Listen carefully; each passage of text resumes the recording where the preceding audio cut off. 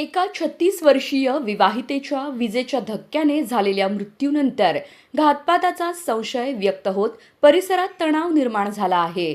नातेवाईकांनी ठिय्या आंदोलन करत कारवाईची मागणी केल्यानंतर पोलिसांनी पती व सासूविरुद्ध गुन्हा दाखल केला. मृत महिलेचे नाव भाग्यश्री रवींद्र क्षीरसागर, वय 36 असं असून घटनेनंतर पोलीस बंदोबस्तात मध्यरात्री अंत्यसंस्कार करण्यात आले. ही घटना माढा तालुक्यातील उपळाई खुर्द येथे 24 एप्रिल 2026 रोजी रात्री 9:30च्या सुमारास घडली. माहेरच्या नातेवाईकांनी संशय व्यक्त करत माढा पोलीस ठाण्यासमोर ठिय्या मारला.